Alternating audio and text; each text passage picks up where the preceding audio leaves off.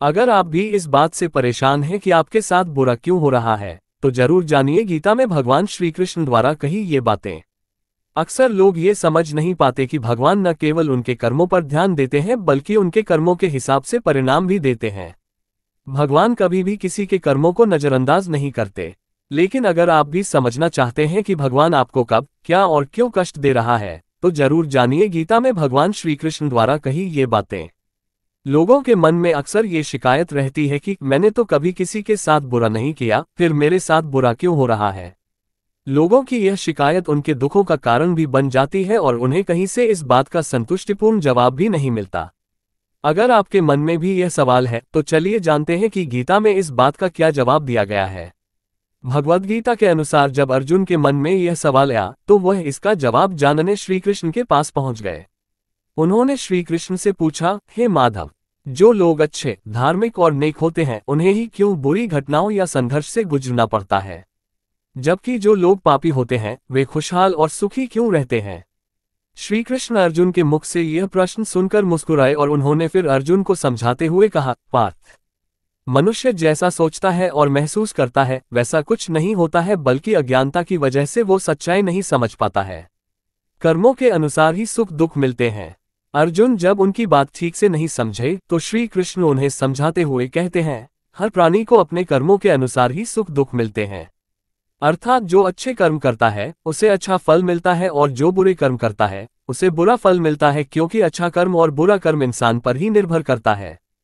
प्रकृति प्रत्येक मनुष्य को अपनी राह चुनने का मौका देती है, पर इसका फैसला करना कि वह किसके साथ चलना चाहता है ये व्यक्ति की इच्छा पर निर्भर करता है।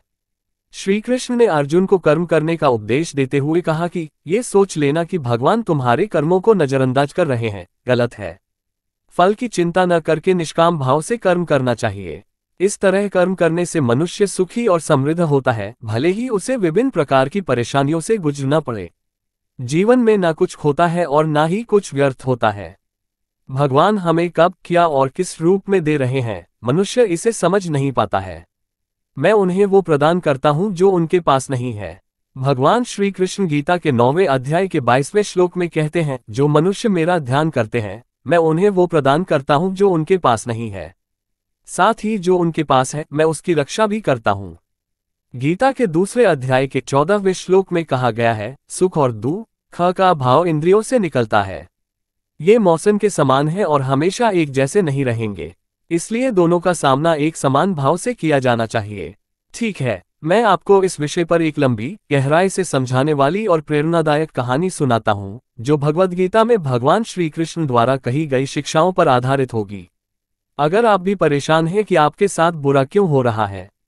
एक समय की बात है, हस्तिनापुर के महायुद्ध कुरुक्षेत्र के मैदान में अर्जुन अपने जीवन के सबसे कठिन मोड़ पर खड़ा था। चारों तरफ रिश्तेदार, गुरु, मित्र सभी एक दूसरे के खिलाफ युद्ध के लिए तैयार थे। अर्जुन के मन में सवाल था, भगवान ये सब मेरे साथ क्यों हो रहा है। मैंने किसी का बुरा नहीं किया, फिर ये दुख, ये कठिनाई, ये युद्ध क्यों। तब भगवान श्री कृष्ण ने मुस्कुराकर अर्जुन से कहा, पार्थ, ये संसार अस्थायी है, इसमें सुख और दुख ऋतु के परिवर्तन की तरह आते जाते रहते हैं। जैसे गर्मी और सर्दी को सहना पड़ता है वैसे ही जीवन के सुख दुख को भी सहना पड़ता है। एक जो हो रहा है वह न्याय है। श्री कृष्ण ने बताया, अर्जुन, तुम्हारे साथ जो कुछ भी हो रहा है वह तुम्हारे कर्मों का परिणाम है। ये ब्रह्मांड कर्म के नियम पर चलता है। अच्छे कर्म का फल अच्छा और बुरे कर्म का फल बुरा, यही इसका शाश्वत नियम है। ये बात सुनकर अर्जुन को समझ आया कि दुख कोई सजा नहीं बल्कि जीवन का संतुलन है जो हमें सीख देने के लिए आता है। 2 दुख विकास का साधन है। श्री कृष्ण ने कहा, जब लोहे को तलवार बनाना हो तो उसे आग में तपाना पड़ता है। उसी तरह जब आत्मा को शक्तिशाली बनाना हो तो जीवन उसे कठिनाइयों की भट्टी में डाल देता है।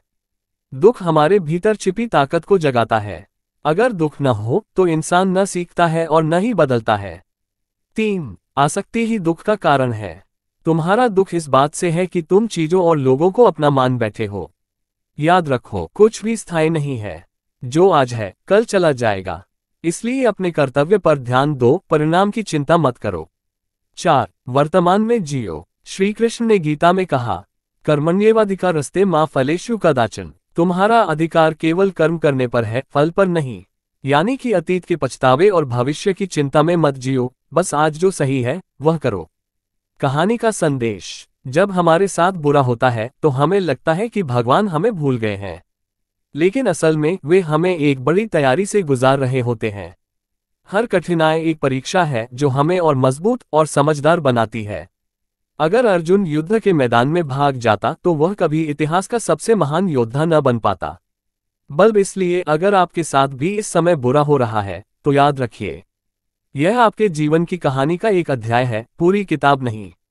यह आपको तोड़ने नहीं, गढ़ने आया है। और भगवान हमेशा आपके साथ है, भले ही आपको लगे कि वे चुप हैं।